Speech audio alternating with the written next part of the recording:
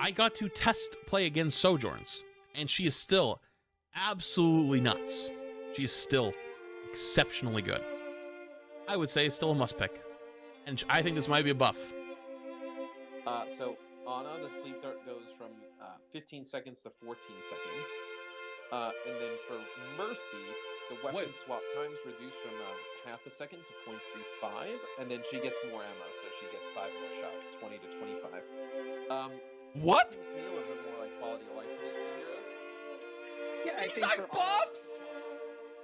It was confirmed from a news article where it says here it was confirmed by Blizzard that the Season 2 hero Ramatra will still need to be unlocked and will be on tier 55 of the Battle Pass. Spend money. The quote-unquote discounted items are priced to what they should have been to begin with. What they're doing is showing an inflated price and a high discount percentage to get you to think you're getting a deal. This game is already lost.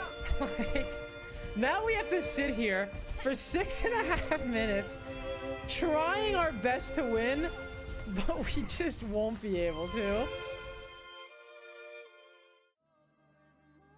Quickly before we get into the video, happy holidays, guys, and if I timed everything perfectly, which doesn't happen too often in this channel, I should be uploading this on my birthday, so thanks for all the dopamine points in the last video. I'm really striving for 1,000 subs by the new year, so sub to the channel so I can show everyone that I wasn't a loser at my high school reunion.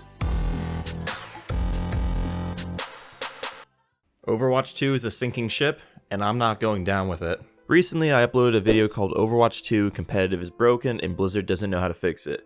And I was worried that the title was a little hyperbolic, because it was, but now I'm worried the title isn't harsh enough. Season 2 of Overwatch 2 has officially dropped. This update feels like 2 steps back and a slap in the face. The development team purposely didn't tackle any of the problems the community has been complaining about for several months, except they finally nerfed Sojourn. I'm just kidding, they actually buffed her. Honestly, great work Overwatch team. Take a break, you guys deserve it, so now you guys can get back to sexually harassing each other and your multi-millionaire CEO threatening to unalive employees.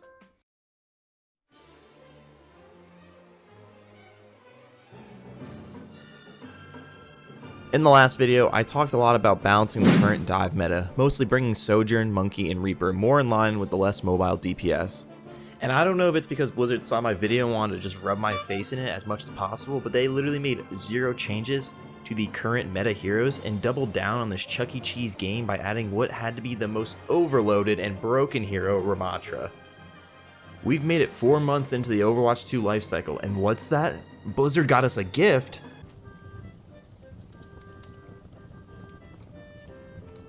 Oh my god, it's clickbait. I mean Ramatra. Weak, after all. I'd normally be upset that it took 4 months for us to get a new hero, but the team has clearly shown that it's too challenging to try and balance 3 new heroes. Both Sojourn and Kiriko are demons and competitive right now, and I think Junker Queen may have finally dipped into the negative pick rate at this point. But hey, give her a brand new mythic skin, that should even things out. But we got Ramatra now, so we can forget about Junker Queen and how poorly they handled that situation. But he isn't just a tank. He's a tempo tank. Of all things, why are we calling Ramatra a tempo tank? With the ability to change states moment to moment, embodying 2 forms, Omnic and Nemesis form. You know who else changes states moment to moment? It's my mom. The Overwatch team must be taking notes from the Hearthstone team again, because man, that game is just doing so well. I'm assuming it's because they overloaded Ramatra's kit to the point that you'll need to have proof of your GED and forklift operating just to choose this hero. Quick look at Ramatra. His left click is a Zarya beam that can headshot, and his right click is a fixed berry with 1000 HP. Sorry, Ryan. But wait! There's more! Then go Nemesis form, which significantly increases his HP, and changing his left click into a ranged punch that penetrates shields. Sorry, Ryan.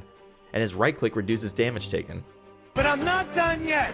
Ravenous Vortex is just a larger Sojourn E that also pulls down airborne units, which, funny enough, doesn't even work as intended.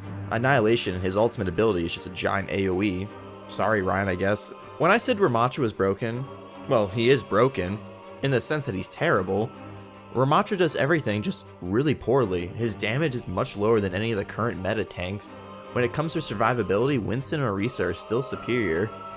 Winston and Sigma also have better shielding, and Ramatra has 0 mobility, the best stat in the game. What's even worse is heroes like Ramatra are bad for the game. They're nightmares when it comes to balancing, just because how overloaded his kit is. Right now, Ramatra doesn't have any numbers to be a tempo tank, but how can you buff a hero that can do almost everything?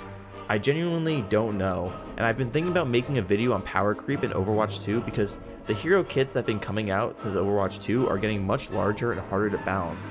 Look at League of Legends. The game is the definition of power creep, except the difference between Riot and Blizzard is Riot will do hundreds of balance updates and patches adjusting problems like that. The rest of the patch isn't any better. Doomfist got a small 200-word essay of a buff. His damage, shielding, and cooldowns got all buffed across the entire kit. So Junker Queen also got some love with her abilities getting buffed besides her wound duration, which is weird. Maybe you can actually wear the mythic skin without getting called a thrower. Bastion can go Overwatch 1 mode 2 seconds faster and kinda got a buff / nerf to his ultimate. At least you can go suicide bomber mode without dying now. Allahu Akbar! Allahu Akbar! Allahu Akbar! Symmetra got a buff / nerf to her damage, so yay for the 3 Symmetra mains out there. Tracer, who cares? And I got a 1-second reduction to her dart. Why does Blizzard take 4 months to do this?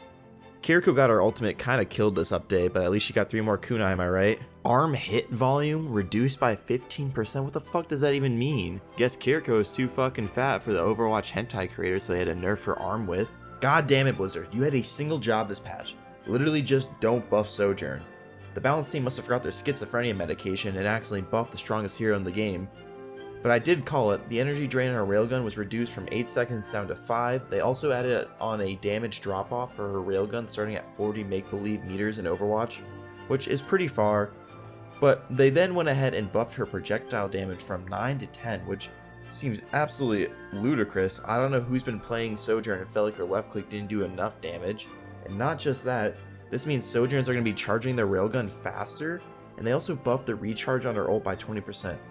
Oh, and now for the biggest change of Season 2.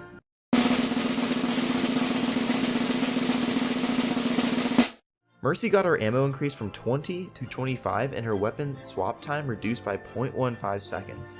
This change will enable Mercy to better defend herself and even go on the offensive at times. In a 5v5, this situation occurs more often.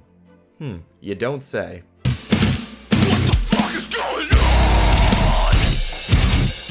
Oh wow, look at all the cool new maps they added though, such as Nepal Evening or Oasis Morning. Blizzard, you can't just change the lighting and specify a time of a day and call it a new map. I'm gonna start re-releasing my videos with just slightly higher saturation and call it new content. They did release Shambali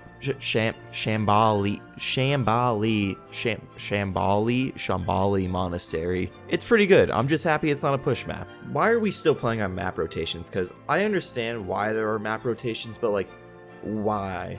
Push is so unbalanced and getting in solo queue makes up majority of my frustration with the game. There are so many awesome control point escort maps, like, I don't understand why Blizzard doesn't let players just enjoy them.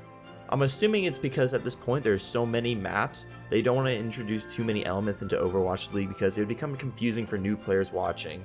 But I guess they'd rather force their player base into playing push in the same 4 maps until they're burnt out. I gotta go back to this, everything put aside, the support changes in this patch have to be the biggest fuck up I've ever read in a Blizzard patch note. You know it's bad when you go to the forums already expecting hella threads clowning on Blizzard support changes. They even acknowledge that nobody wanted to play support last season because it's not fun. At no point do you feel like you're winning the game for your team, especially in solo queue, and whenever you do play support, Kiriko and Lucio are easily the best options to play since they do the most damage and they can use their mobility to get away. I mentioned in my last video though, I don't think they're the problem. What is the problem is that the other supports in the roster don't have as much damage or mobility to compensate. So what do? They buff Ana's dart by 1 second and increase Mercy's ammo count by 5. Overwatch 2 is going down and Season 2 sealed the deal for me. I find the game fun, but I more than likely won't be investing more time in competitive with how the game is being managed. Sub to the channel because I'm a birthday boy. Trap though, 24 shell cases on the floor. Up it and let it blow. Yeah, I got this under control. Choppers with laser sights in the dark, they gon' glow. I aim and I dump the clip, that bitch sound like it might explode. I'm riding with